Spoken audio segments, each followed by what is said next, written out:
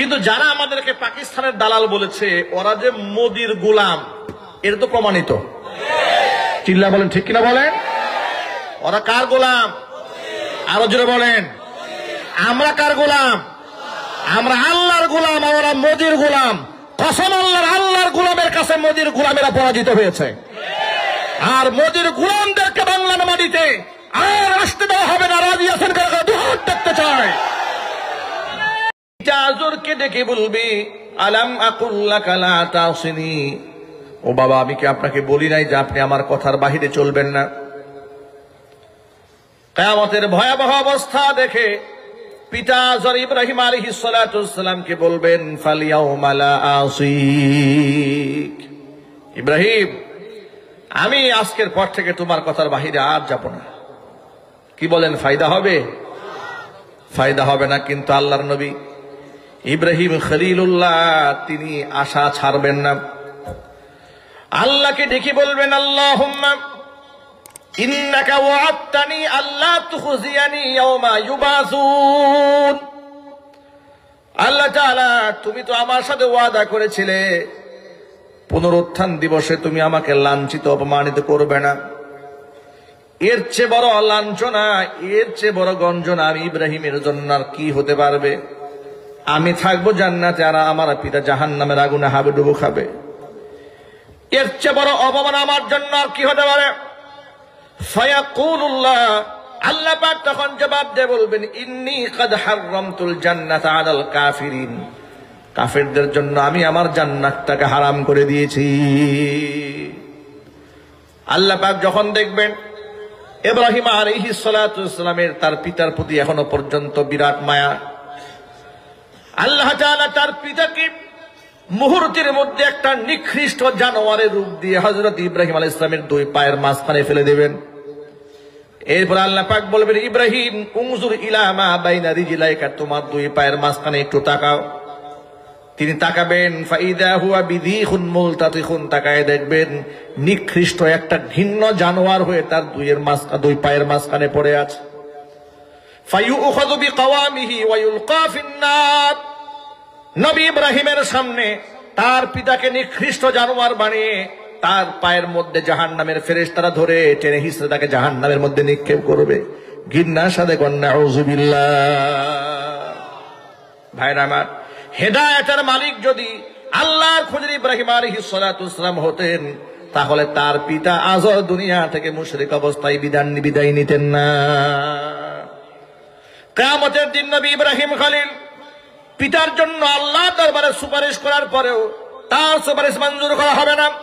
কারণ কোরআন মাজিদ আল্লাহ তাআলা ঘোষণা করে বলে দিয়েছেন, মা কানা লিন-নাবিয়্যি ওয়াল্লাযীনা আমানু আন ইস্তাগফিরু লিল-মুশরিকিনা ওয়ালাউ কানু উলি কুরবা মিন বা'দি মা তাবায়্যানা লাহুম আন্নাহুম আসহাবুল জাহিম।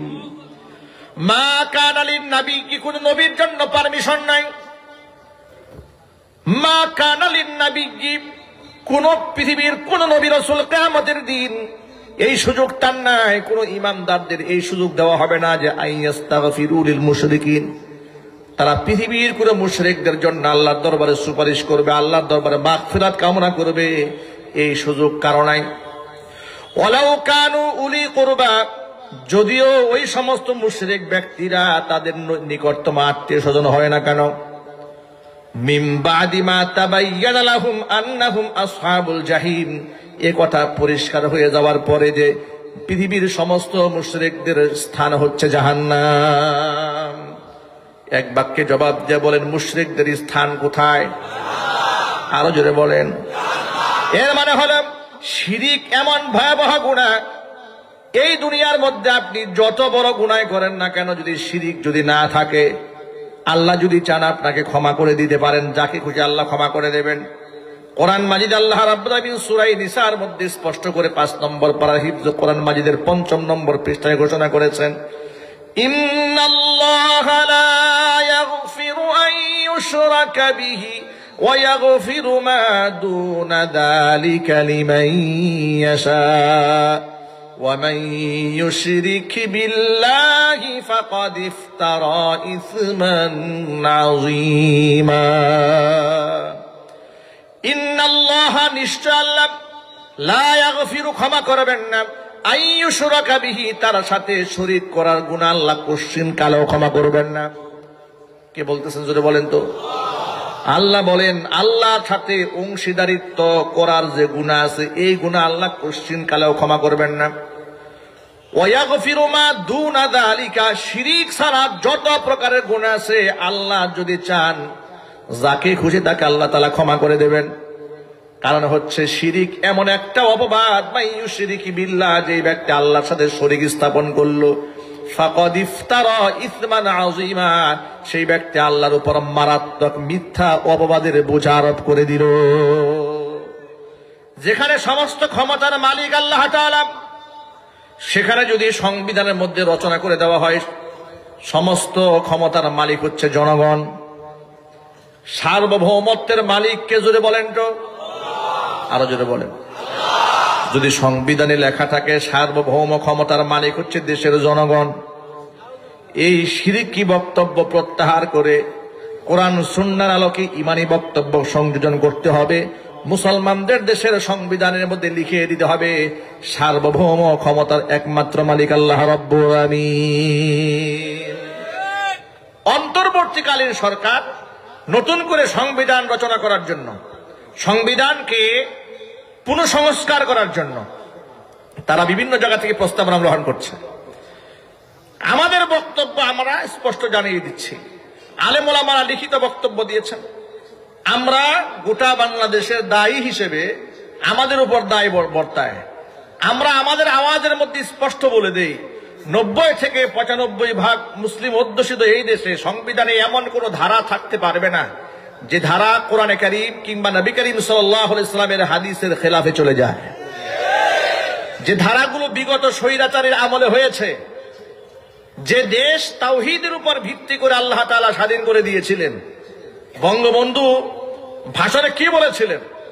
বলেছিলেন রক্ত যখন দিয়েছি রক্ত আরো দেব, এ দেশকে মুক্ত করে ছাড়বো ইনশাআল্লাহ। এর মানে হচ্ছে দেখেন উনি কতটুকু ভালো মানুষ এটা নিয়ে আমার বিশ্লেষণের কোনো প্রয়োজন নেই। রাষ্ট্র স্বাধীন করতে গিয়ে উনি ইনশাআল্লাহর আশ্রয় নিয়েছিলেন। কথা জোরে বলেন। এর মানে এই দেশটা স্বাধীন হয়েছে তাওহীদের উপর ভিত্তি করে। কিন্তু কত বড় নাফরমান, রাষ্ট্র স্বাধীন হওয়ার পরেই ৭২-এর সংবিধান রচনা করা হলো। ওই সংবিধানের মধ্যে সেই সব কুফরি ধর্ম নিরপেক্ষতা ঢুকাই দেওয়া হলো। তাহলে আপনি যখন বলেছিলেন রক্ত যখন দিয়েছি রক্ত আরো দেব, এদেশকে মুক্ত করে ছাড়বো ইনশাআল্লাহ না বলে বলতেন যে মুক্ত করে ছাড়বো সব ধর্মের সহযোগিতা নিয়ে, সব ধর্মের প্রভুর সাহায্য নিয়ে। তখন তো এটা বলেন না, তখন সাহায্য চেয়েছেন আল্লাহর উপরে। আর আল্লাহ যখন বিজয় দান করে দিলেন আল্লাহরে বাদ দিয়ে সব সমান বানাই ফেলছেন। কথা বলেন না আপনারা? বলেন এটা একটা গাদ্দারি করা হয়েছে। ধর্ম নিরপেক্ষতা একটা কুফরি মতবাদ। এই কুফরি মতবাদ মুসলমানদের দেশে চলতে পারে না। কথা বলতে হবে মুসলমান, ঠিক কিনা বলেন? সংবিধান নতুন করে রচনা করা হবে, কোন প্রকার শিরিক তার মধ্যে থাকা যাবে না।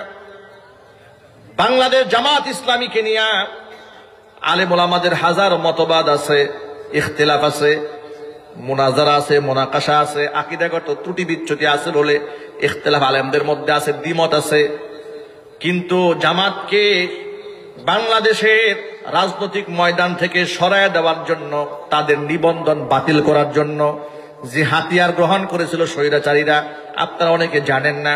তারা বলেছিল ওদের সংবিধান হচ্ছে রাষ্ট্রদ্রোহিতা, সংবিধানের সাথে মিলে না। কেন?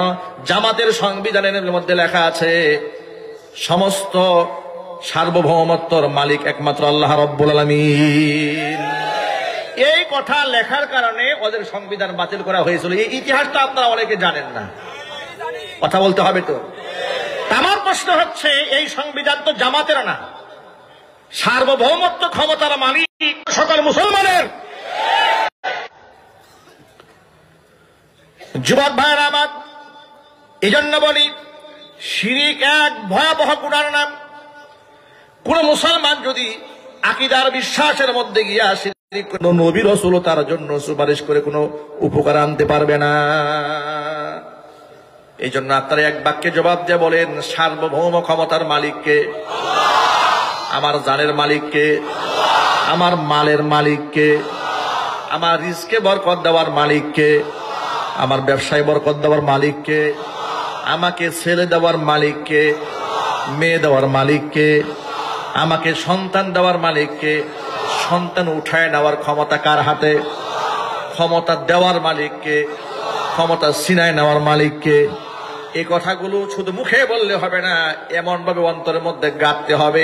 আমাকে যদি জবাই করা হয়, এই আকীদা বিশ্বাস থেকে সরানো যাবে না। কালিমার বিশ্বাসটা এমনই হওয়া উচিত। কোন মুসলমান মৌলবাদী না হয়ে পারে না। ইসলামের আদর্শকে যদি আপনি মজবুত ভাবে ধারণ করেন, তাহলে আমাদেরকে বলা হয় কট্টরপন্থী, ঠিক কিনা? বলা হয় মৌলবাদী। আচ্ছা, আপনি বলেন তো, নবী করিম সাল্লাল্লাহু আলাইহি ওয়াসাল্লাম যে বিধিনিষেধ দিয়েছেন, আল্লাহ পাক যে আহকামাত দিয়েছেন, এটা মজবুত ভাবে আঁকড়ায় ধরার দরকার আছে না নাই? আপনি মজবুত ভাবে আঁকড়ায় ধরলে আপনাকে বলবে মৌলবাদ, আপনি হবেন কট্টরপন্থী। আর আপনি যদি ডালে চালে খিচুড়ি বানায় দেন, তাহলে আপনি হবেন আধুনিক মুসলমান, যেটা ইহুদিরাও পছন্দ করে, খ্রিস্টানরাও পছন্দ করে। রাম আর বামরা তো মহা খুশি, কথা বলে না কেন? ওরা কত খুশি দেখেন যে ভারতের মোদী সরকার ইসলামরে খুব ভালোবাসে, আলেম ওলামাদেরকে খুব পছন্দ করে, ঠিক না ভাই? কি কিন্তু বুঝে শুনে জবাব দিয়ে অনেক পছন্দ করে। প্রত্যেক বছর উমরার ভিসা ফ্রি করে দিয়েছে না? কত বড় ইসলাম বিদ্বেষী আর কট্টরপন্থী আপনাদের আন্দাজও নাই, ধারণাও নাই। আমি, আমার কাছে মোবাইল আছে, আমি এখন অন দ্য রেকর্ড ভিডিও দেখাতে পারবো আপনাদের কাছে। গত সপ্তাহে ওরা মসজিদের সামনে গিয়া ঢোল তবলা নিয়া, এরপরে তারা সেখানে হিন্দুদের কীর্তন বাজানো শুরু করেছে মসজিদের সামনে। আন্দাজ করেন ওরা এই কাজটা করেছে। এমনকি ওরা মুসলমানদের 500 বছরের ঐতিহ্য বাবরি মসজিদটা ভেঙে দিয়ে ওরা মন্দির নির্মাণ করেছে। অসংখ্য রেকর্ড ইউটিউবে আপনারা, ফেসবুক ঘাটলে দেখতে পারবেন। মুসলমানদের মুখে দাড়ি এরকম টেনে ধরে বলা হচ্ছে জয় শ্রীরাম বল। মুরব্বী মানুষের মুখে দাড়ি টেনে ধরে জয় শ্রীরাম স্লোগান দেওয়া হচ্ছে। ওরা আসে আমাদেরকে অসাম্প্রদায়িক চেতনা শিখাইতে। নিজের দেশের সংখ্যালঘুদের নিরাপত্তা দিতে ব্যর্থ হয়েছে, তারা মুসলিমদেরকে সেখানে নিরাপত্তা দিতে পারে নাই। ওরা আসছে আমাদের দেশের সবক শোনাইতে যে আপনার দেশের হিন্দু সরকারি কোঠায় চাকরি করে 25%, খবর রাখেন আপনারা। আর ভারতে সেখানে 15% মুসলমানদের সংখ্যা, মানে তাদের জনসংখ্যার হারে আনুপাতিক হারে 15% মুসলমান। আমরা এই দেশে হিন্দু পেয়েছি কত পার্সেন্ট? 5%। চাকরি দিয়েছি 25%। ওরা মুসলমান পেয়েছে 15%, চাকরি দেয় না 0%। বিশেষ করে প্রশাসনিক ক্ষেত্রে কোন মুসলমানকে চাকরি ওরা দেয় নাই। আপনারা ইন্ডিয়া গেছেন কখনো? ইমিগ্রেশন ক্রস করেছেন? এখানে বুকে হাত দিয়ে বলতে পারবেন ইমিগ্রেশন ক্রস করার সময় ইমিগ্রেশন অফিসার জীবনে মুসলমান পেয়েছেন? জোরে বলেন না কেন? কোন ইমিগ্রেশন অফিসার, এমনকি কোন প্রশাসনিক কর্মকর্তা মুসলমান পেয়েছেন আপনারা? পাবেন না কিয়ামত পর্যন্ত। ওরা প্রশাসনিক কর্মকর্তা মুসলমানদেরকে বানাবে না। মুসলমান নাম থাকলে ওরা আর তাকে প্রশাসনিক কর্মকর্তা বানাবে না। তাহলে যাদের মধ্যে এমন পরিমাণ সাম্প্রদায়িকতা যাদেরকে চেপে ধরেছে, যারা মুসলমানদেরকে গিলে খেতে চায়, কবজা করে নিতে চায়, মুসলমানদের ঘর বাড়ি আগুন দিয়ে পুড়িয়ে দিতে চায়, প্রকাশ্যে প্রতিনিয়ত যাদের এমপিরা, মন্ত্রীরা, যাদের এমএলএরা প্রকাশ্যে মুসলমানদেরকে উচ্ছেদ করার হুমকি দেয় প্রতি সপ্তাহে সপ্তাহে, ওরা আমাদেরকে সবক শোনাতে চায়। এই দেশের হিন্দু নিয়ে তারা নাকি খুব চিন্তায় আছে। আমাদের ভাষ্য বড় পরিষ্কার, এই দেশের হিন্দু নিয়ে তোমাদের চিন্তা করার কোনো দরকার নাই। তোমরা তোমাদের নিজেদের দেশের মুসলমানদেরকে নিরাপত্তা দিয়ে রাখো। আর এতেও যদি তোমাদের বরদাস্ত না হয়, তাহলে মুসলমানদেরকে বের করে এখানে পাঠিয়ে দাও আর তোমাদের হিন্দু সব নিয়ে যাও। কথা বলে আমাদের মুসলমান ভাইদেরকে ফিরায় দাও। এমন শুধু ভাইদেরকে না, আমাদের জায়গা জমি সহ ফেরত দিতে হবে। এই কলকাতা আমাদের, এই মুর্শিদাবাদ আমাদের, ত্রিপুরা আমাদের, মেঘালয় আমাদের। কথা বলতে হবে মুসলমান, ঠিক কিনা বলেন? এগুলো সহ আমরা ফেরত চাই। ওই যে গান্ডু মার্কে একটা সাংবাদিক আছে না, কলকাতায় লাভ দিয়ে ব্যাঙের মতো একবার এইদিকে যায়, একবার এইদিকে যায়, একেবারে জরুরি নিউজ। এই যে দেখেন হট নিউজ, ব্রেকিং নিউজ। পরে বলি ব্রেকিং নিউজ শুনে যা, কিছুদিনের মধ্যে আমরা মেঘালয় দখল করব। ব্রেকিং নিউজ শুনে যা, কিছুদিনের মধ্যে আমরা কাশ্মীর দখল করে নেব, মুসলমানদের কাশ্মীর। কথা বলে মুসলমান, ঠিক কিনা বলেন? ওরা আমাদেরকে হুমকি দেয়, বেটা নিজের পায়ে তোলা মাটি নাই, পায়খানা করে রাস্তাঘাটে। কথা বলে কেন? গরুর পেশাব পান করো, তোরা পান করিস মুদ, আমরা পান করি দুধ। কেন ওরা মুদ পান কেন করে শোনেন, এটা আঘাত দিয়ে না মনে। ওরা আল্লাহর সাথে শিরিক করে, স্রষ্টার সাথে নাফরমানি করে, আর স্রষ্টা ওদেরকে দুধ খাওয়াবে, তা তো হতে পারে না। কথা বলেন? মুসলমানরা আল্লাহকে বিশ্বাস করে, আল্লাহ পাকের কি নিজাম। সুবহানাল্লাহ কোন, চিল্লা কোন সুবহানাল্লাহ। আল্লাহ পাকের কেমন যেন নিজাম হয়ে গেল। ও মুসলমানেরা, তোরা ইবাদত করিস আমি আল্লাহ, তোদের খাওয়াবো গরুর দুধ। ওরা ইবাদত করে মূর্তির, ওদের খাওয়াবো গরুর মুত। কথা বলেন, ঠিক কিনা বলেন? ওরা আমাদেরকে নসিহত খয়রাত করে। আরে যারা রাস্তাঘাটে পায়খানা করো, ট্রেনের বগির মধ্যে গিয়ে পায়খানা করো, ওপেন নারী পুরুষ, ওদের তো এখনো পর্যন্ত 30% লোকের বাথরুমই নাই। ওরা আমাদেরকে নসিহত করে। ভাইরা আমার, যে কথা বলতে গিয়ে কথা লম্বা হয়ে যাচ্ছে, একটু মাথা খাটান, একটু চিন্তা করেন আমাদের দেশটা নিয়ে। এদেশে 90 থেকে 95% মুসলমান বসবাস করে। এদেশের সংবিধানে কোনো প্রকার শিরিক থাকা যাবে না, রাষ্ট্রীয় আইনে কোনো প্রকার শিরিক রাখা যাবে না। এদেশের নীতি নির্ধারক যারা আছেন, ক্ষমতায় যারা আছেন, কিংবা ভবিষ্যতে যারা যাবেন, তারা ইসলামকে সম্মান দিয়ে, কোরআনে কারিমকে সম্মান দিয়েই ক্ষমতায় যেতে হবে, ক্ষমতায় থাকতে হবে। ও যুবক ভাইয়েরা আমার, আপনারা ঐক্যবদ্ধ হয়ে যান। ইসলামে যুবকদের ব্যাপক সম্মান রয়েছে, ইসলামে যুবকদের অনেক সম্মান রয়েছে। যুবকরা ইসলামের জন্য যা করেছে, অনেক বুড়া মানুষ তা করতে পারে নাই। সুবহানাল্লাহ কোন, আল্লাহু আকবার বলেন। ভারতের নরেন্দ্র মোদীকে ভয় পাওয়ার কোনো কারণ নাই। এখন দেখবেন অনেকেই বলে ভারত বিরাট একটা দেশ, ওদের সাথে পাল্লা দেওয়া ঠিক না। এটা যে কথা বলবে বুঝবেন ওই দলের লোক। কথা বলেন, হয়তো সে আফসোস লীগের সদস্য, না হয় স্বৈরাচারী নাতিপুতি। কথা বলেন, না হয় আগেই ভালো ছিলাম ওই দলের সদস্য, আগেই ভালো ছিলাম। ওদেরকে আপনি কেন ভয় পাবেন? নরেন্দ্র মোদী কত বড় ইসলামের দুশ্মন, তার একটা প্রমাণ দিতে চেয়েছিলাম আপনাদের। কি কথা লম্বা হয়ে গেছে। এত বড় মুসলিম বিদ্বেষী, সেখানে সে হিন্দুয়ানি রাজনীতি করে বারবার ক্ষমতায় টিকে থাকার চেষ্টা করেছে। মুসলমানদেরকে নিধন করেছে, মুসলমানদের হত্যা করেছে, মুসলমানদের জবাই করেছে। এমনকি তাদের নির্দেশে বাংলাদেশের আমাদের কলিজার টুকরা মুসলিম অ্যাডভোকেট সাইফুল ইসলাম, সাইফুল ইসলাম আলিফ, তাকেও আদালত প্রাঙ্গণে তাদের পালিত কুকুরদের মাধ্যমে তাকে জবাই করা হয়েছে। তারা একটা দাঙ্গা বাজাবার চেষ্টা করছে। তাহলে সেই ইসলামের অনেক বন্ধু নাকি? কথা বলে একটু জোরে বলেন, বন্ধু না শত্রু? আর এটা বুঝতে আমাদের এত সময় লাগে কেন, আমি তো সেটা বুঝি না। ওরা যে মুশরিকরা যে আমাদের শত্রু, এটা বুঝতে আমাদের এত সময় লাগার তো কথা নয়। যদি আমি কোরআন পড়ি, আমার বন্ধুকে, শত্রুকে, আমার আপনকে, আমার পরকে, সে তো কোরআনে লেখা আছে। আল্লাহ রাব্বুল আলামিন বলেছেন 6 নম্বর পারার একেবারে 20 নম্বর পৃষ্ঠার হিফজুল কোরআন কারীমের একেবারে 20 নম্বর পৃষ্ঠার মধ্যে আল্লাহ পাক শেষ আয়াতে বলেন, সূরা মাঈদাতে আল্লাহ ঘোষণা করেছেন, লাতাজিদান্না আশাদ্দান নাসি আদাওয়াতাল লিল্লাযীনা আমানুল ইয়াহুদা ওয়াল্লাযীনা আশরাকু। নবীজি, ইমানদারদের জন্য 2টা জাতিকে আপনি পাবেন সবচাইতে নিকৃষ্ট দুশমন, তারা ইমানদারদের।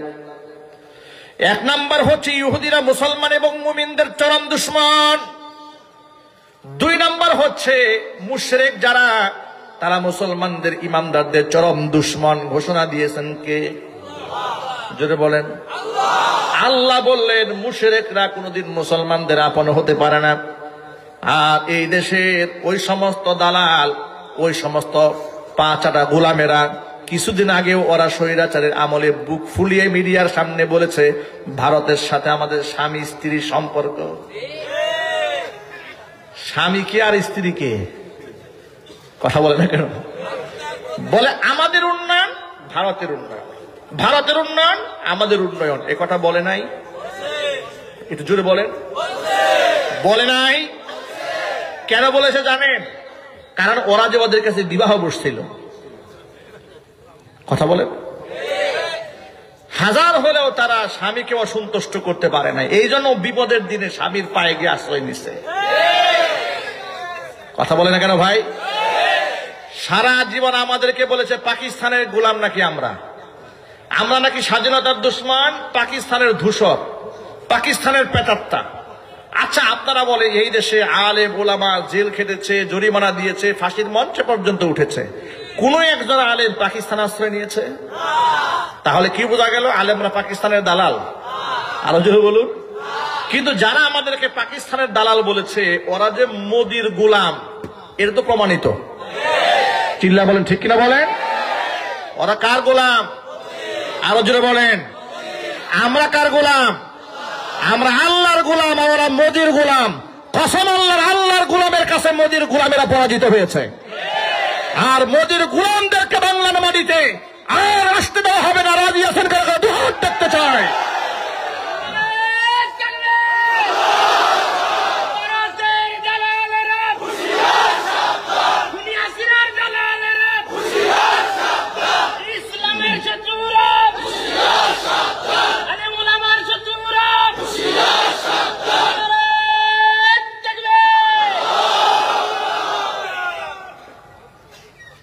যে নরেন্দ্র মোদী মুসলমানদের এমন চরম শত্রু, মুসলমানদের মসজিদ ভেঙে দেয়, মন্দির বানায়।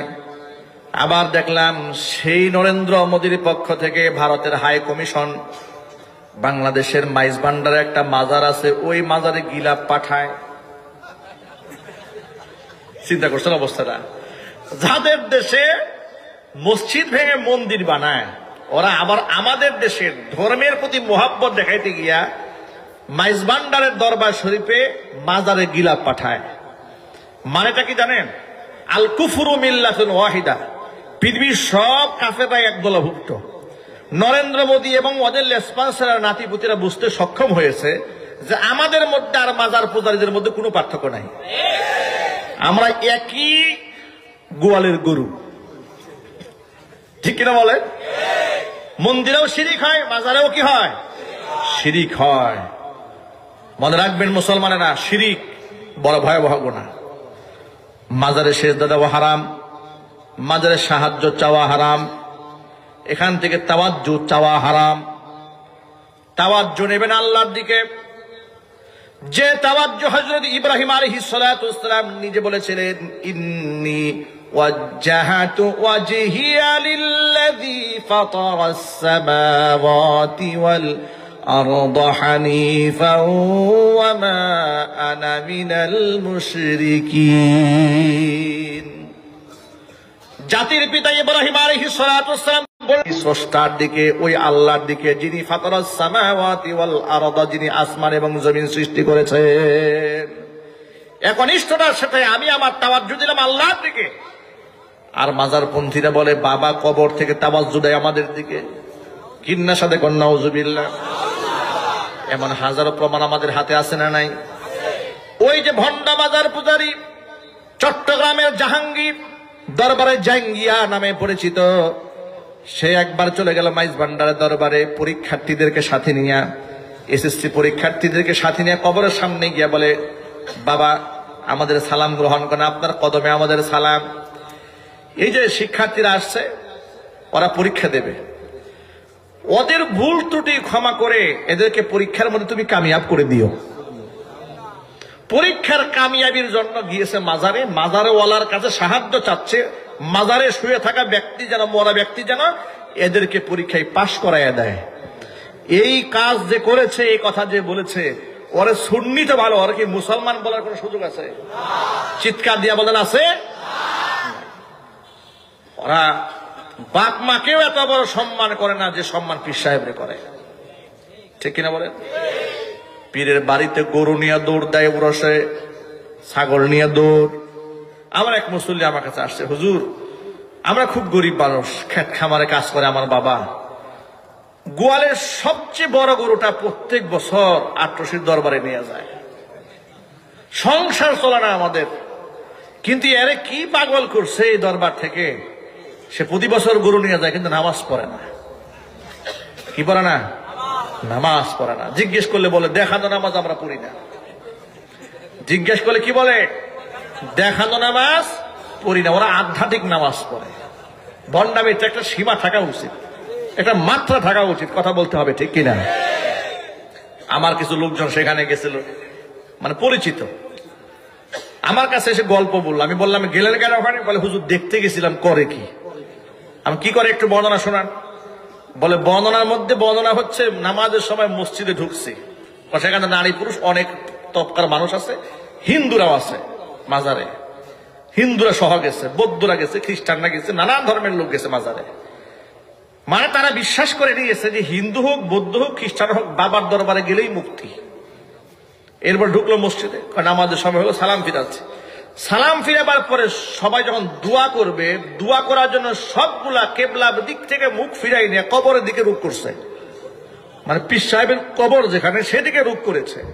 মানে তাদের চিন্তা চেতনা হলো এতক্ষণ পর্যন্ত তাকে সেজদা দিয়েছি, তার কাছে চাইলে কোনো ফায়দা নাই। সেজদা দিয়েছে একজনকে, চাওয়ার জন্য রুখ করেছে মাজারের দিকে। কসম আল্লাহ, এই সেজদার 4 পয়সা মূল্য আল্লাহর কাছে নাই, ঠিক কিনা বলেন? হারাম। আপনাদেরকে বলি, একটুখানি মুসলমানের মতো জবাব দিবেন। এই পৃথিবীর কোন পীরের দোয়া 100% কবুল হবে এমন কোন গ্যারান্টি আছে? কোন হুজুরের দোয়া কবুল হবে 100% গ্যারান্টি আছে? কোন আলেমের দোয়া কবুল হবে 100% গ্যারান্টি আছে? কিন্তু নবী করিম সাল্লাল্লাহু আলাইহি সাল্লাম বলেছেন, পিতা মাতার দোয়া করতে দেরি হয়, কবুল হতে দেরি হয় না। সেই বাবা মার প্রতি আজকে মুসলমানদের দেশে এত বেশি অবহেলা, দুঃখ লাগে মনে, কষ্ট লাগে মনে।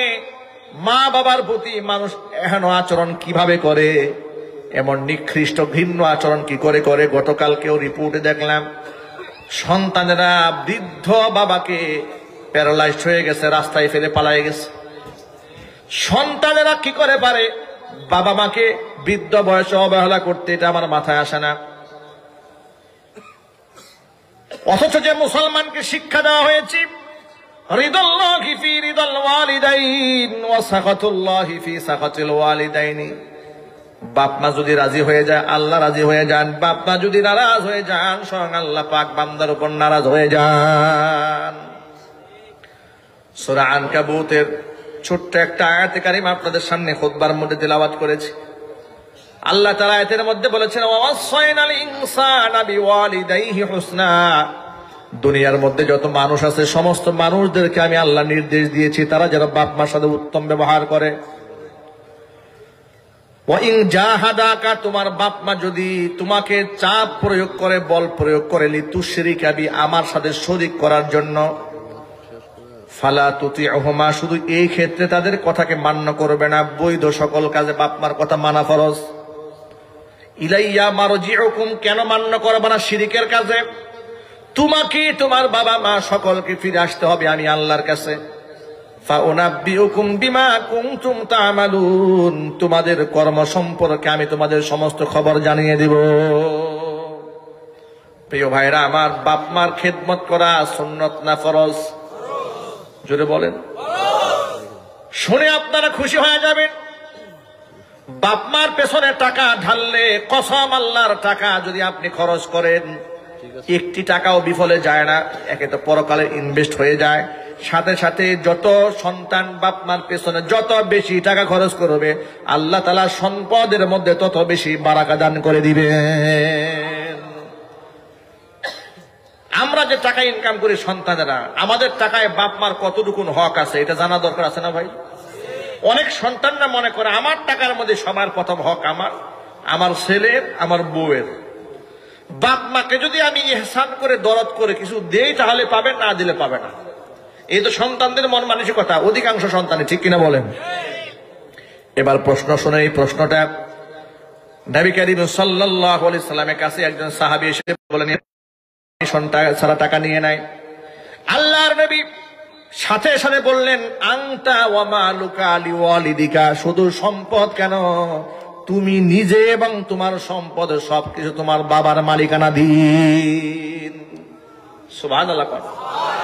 আনতা, তুমি নিজে, ওয়া মালুকা, এবং তোমার সম্পদ, লিওয়ালিদিকা, তোমার পিতা। সুবহানাল্লাহ।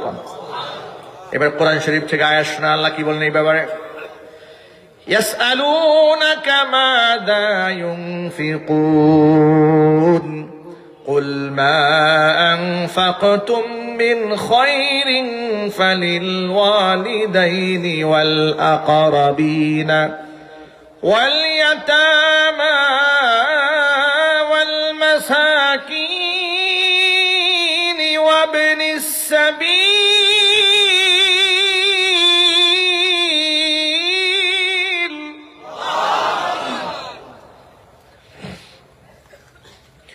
وما تفعلوا من خير فإن الله به عليم।